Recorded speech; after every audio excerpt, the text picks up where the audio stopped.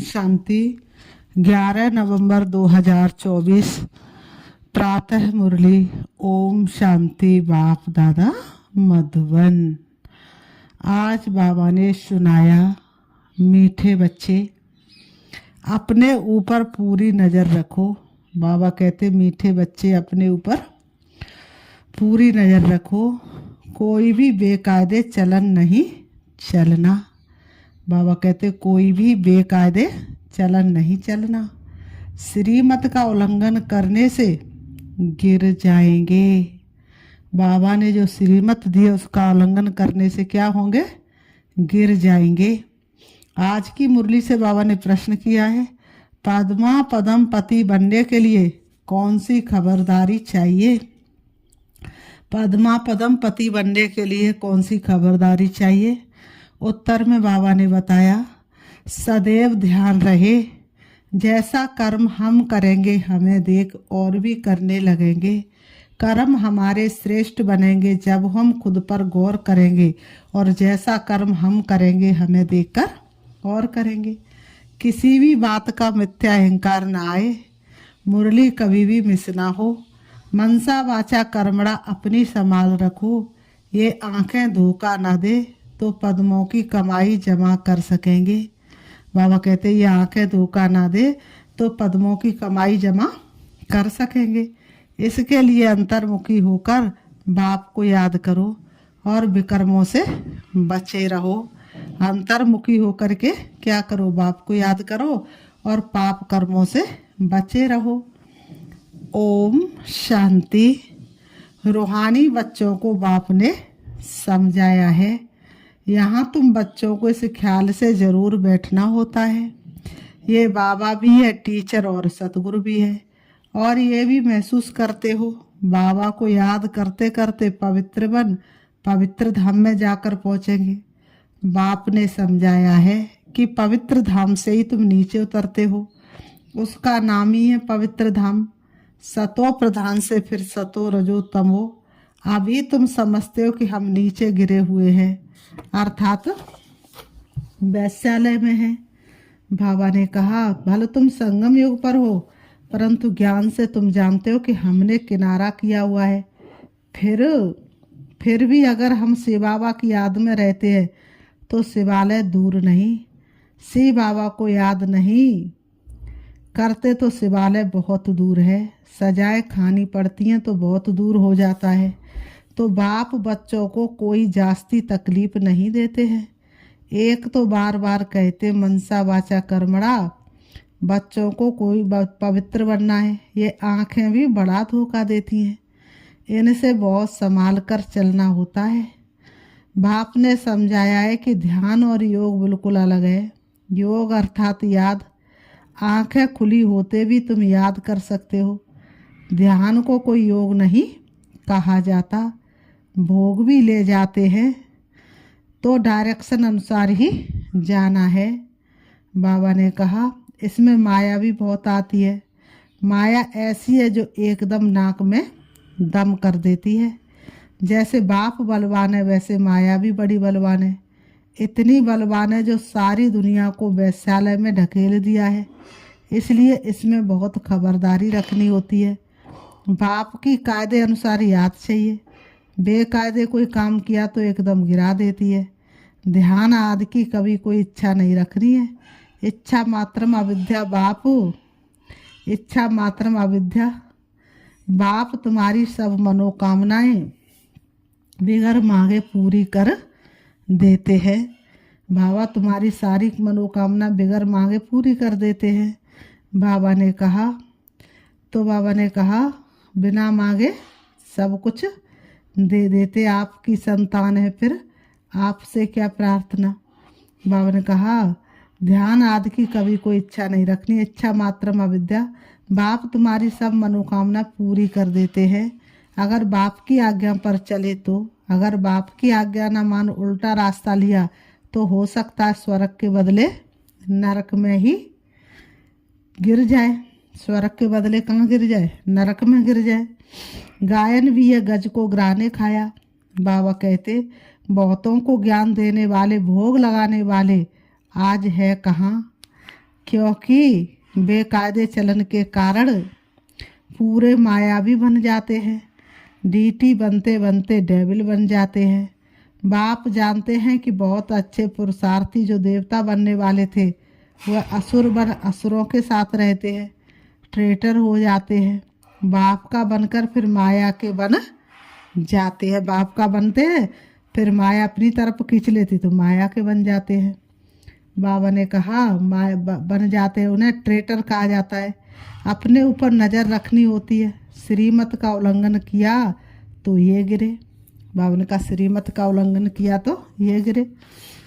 पता भी नहीं पड़ेगा। बाप तो बच्चों को सावधान करते हैं कि कोई ऐसी, बाबा तो बच्चों को बहुत सावधान करते, बच्चे कोई ऐसी चलन ना चलो जो रसातल में पहुंच जाओ।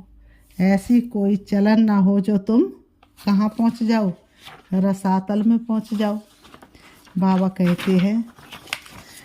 कहते कल भी बाबा ने समझाया, बहुत गोप है। आपस में कमेटियाँ आदि बनाते हैं। बाबा कहते आपस में कमेटियाँ आदि बनाते हैं। जो कुछ करते हैं श्रीमत के आधार बगैर करते हैं तो डिस सर्विस करते हैं।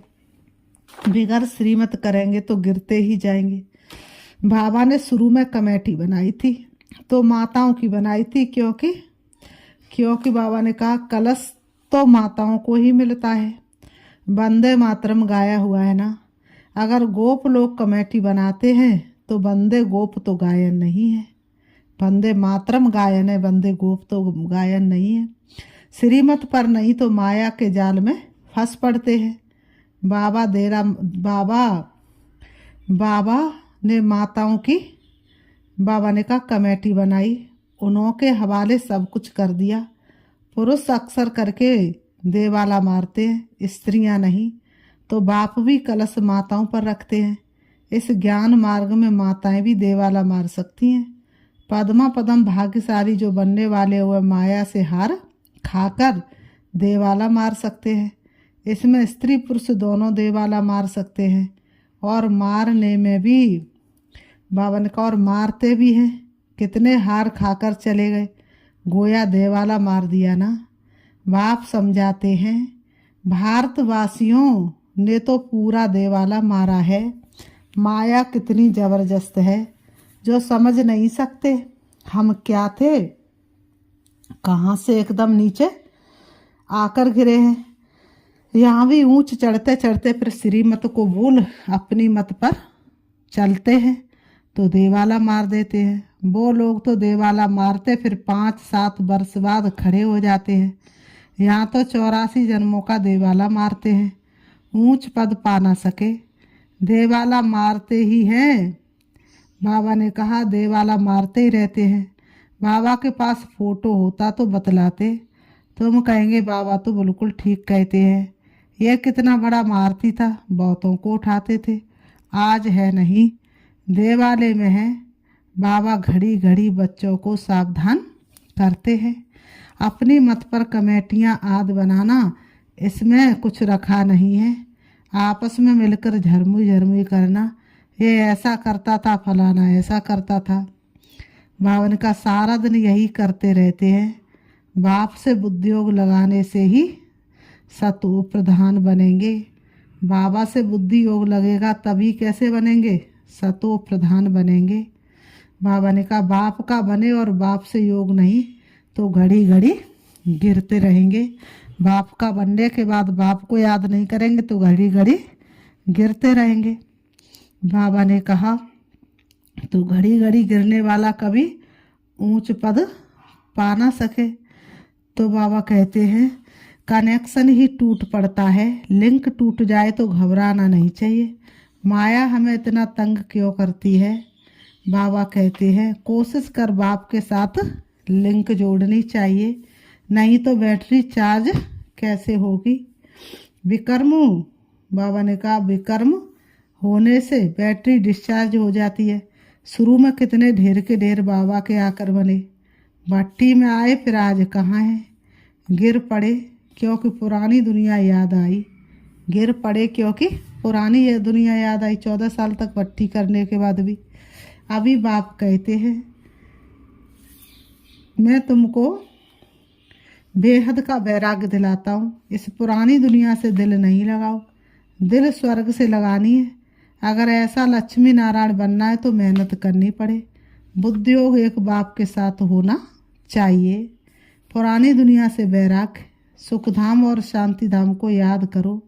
जितना हो सके उठते बैठते चलते फिरते बाप को याद करो। जितना हो सके बाप को याद करो। ये तो बिल्कुल ही सहज है। तुम यहाँ आए ही हो नर से नारायण बनने के लिए, नारी से लक्ष्मी बनने के लिए। सबको कहना कि अब तमो प्रधान से सतो प्रधान बनना है, क्योंकि रिटर्न जर्नी होती है। वर्ल्ड की हिस्ट्री ज्योग्राफी रिपीट माना नरक से स्वर्ग, फिर स्वर्ग से नरक। बाबा कहते ये चक्र फिरता ही रहता है। कैसे ये चक्र फिरता रहता है? बाप कहते हैं, बाप ने कहा है यहाँ सुदर्शन चक्रधारी होकर बैठो। यहाँ बैठो तो स्वयं का दर्शन करो। किस तरह से हम 16 कलाते और कैसे सीढ़ी नीचे उतरते आए। इसी याद में रहो कि हमने कितने बार चक्र लगाया। अभी फिर से हम देवता बन रहे हैं। दुनिया में कोई भी इस राज को नहीं समझते। दुनिया में इस राज को कोई भी नहीं समझते। ये गुहा राज को कोई जानते ही नहीं। ये ज्ञान देवताओं को है नहीं। कहाँ मिलेगा बाबा ऐसा? सतयुग में तेरा प्यार, तो ये ज्ञान देवताओं में भी नहीं है। वह तो है ही पवित्र, और पवित्रता है तो सुख शांति। तो सतयुग त्रेता में तो दुख अशांति होने का कोई नाम ही नहीं। उनमें ज्ञान ही नहीं। देवताओं में तो ये ज्ञान नहीं। जो शंख बजा में, कौन सा शंख? ज्ञान का शंख। बाबा ने कहा देवताओं के हाथ में शंख दिखाया है, लेकिन वास्तव में देवताओं को शंख बजाने की जरूरत ही नहीं। वह पवित्र है, उनको ये निशानी देने की दरकार नहीं। निशानी तब होती है जब दोनों इकट्ठे होते हैं।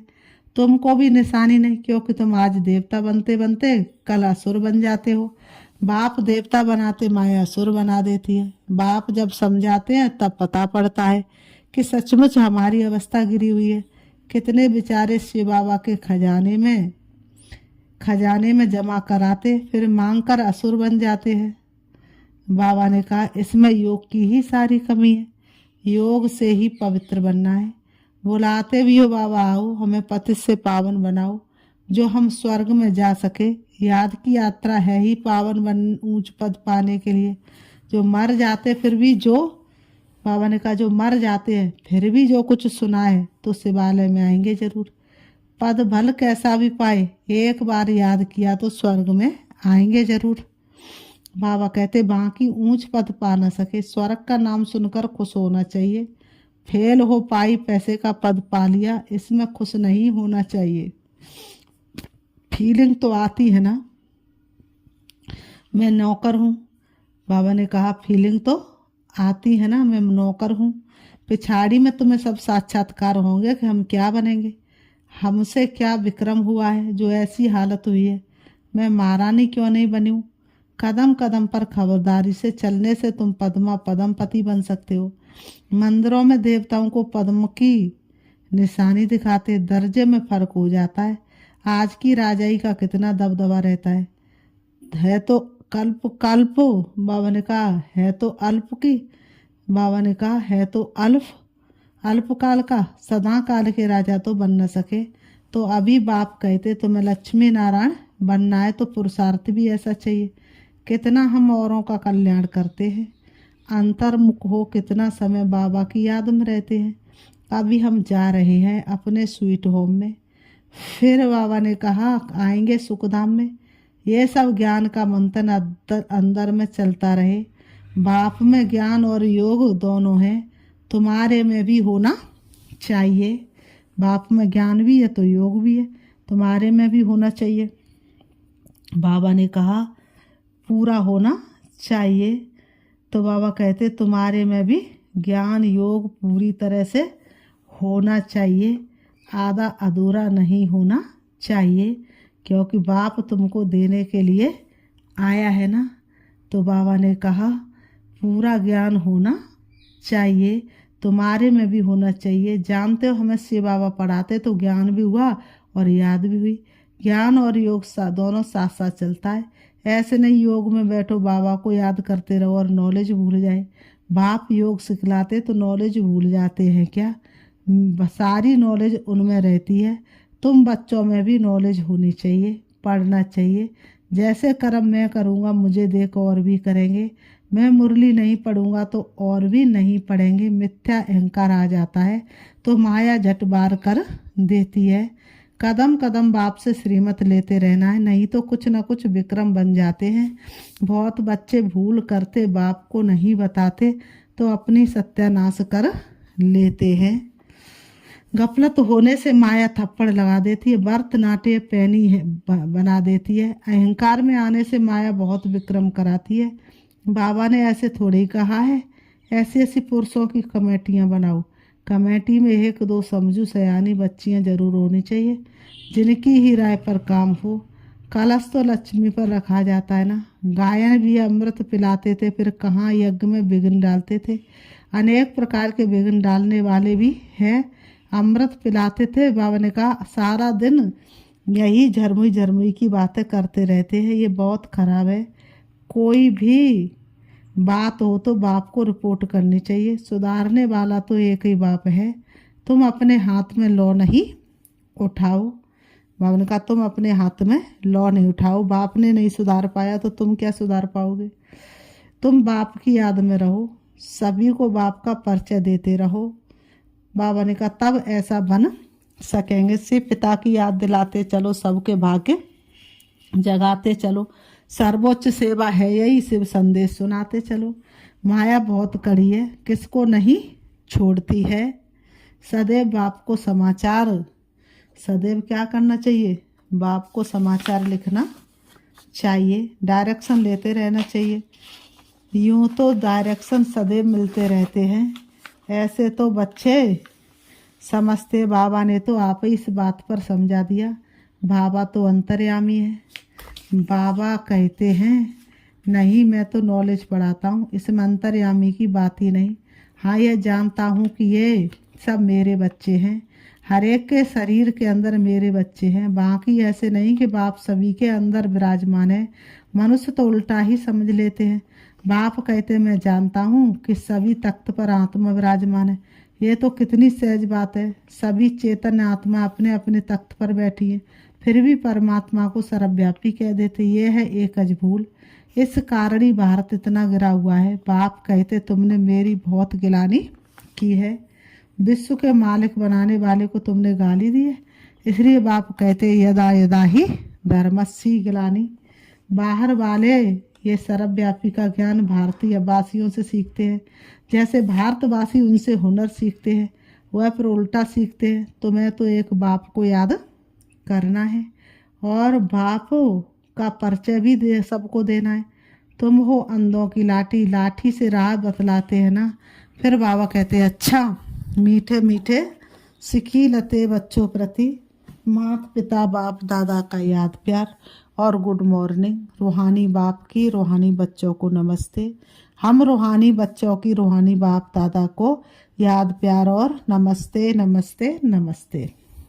धारणा के लिए मुख्य सार, बाप की आज्ञा अनुसार हर कार्य करना है, कभी भी श्रीमत का उल्लंघन ना हो, तभी सर्व मनोकामना बिना मांगे पूरी होंगी। ध्यान दीदार की इच्छा नहीं रखनी है, अच्छा मात्र अविद्या बनना है। नंबर 2, आपस में मिलकर झरमुई झरमुई एक दूसरे का परचिंतन नहीं करना है। अंतर्मुखी हो अपनी जांच करनी है कि हम बाबा की याद में कितना समय रहते। ज्ञान का मंथन अंदर चलता रहे। वरदान, हर आत्मा के संबंध संपर्क में आते सबको दान देने वाले महादानी वरदानी भाव। हर आत्मा के संबंध संपर्क में आते सबको दान देने वाले महादानी वरदानी भाव। स्पष्टीकरण है, सारे दिन में जो भी संबंध संपर्क में आए उसे कोई न कोई शक्ति का, ज्ञान का, गुण का दान दो। आपके पास ज्ञान का भी खजाना है तो शक्तियों और गुणों का भी खजाना है, तो कोई भी दिन बिना दान दिए खाली न जाए, तब कहेंगे महादानी। नंबर 2, दान शब्द का रूहानी अर्थ है सहयोग देना। तो अपनी श्रेष्ठ स्थिति के वायुमंडल द्वारा और अपनी वृत्ति के वाइब्रेशन द्वारा हर आत्मा को सहयोग दो, तब कहेंगे वरदानी। आज की मुरली से स्लोगन दिया बाबा ने, जो बाप दादा और परिवार के समीप है उनके चेहरे पर संतुष्टता, रूहानियत और प्रसन्नता की मुस्कुराहट रहती। अच्छा, ओम शांति, ओम शांति।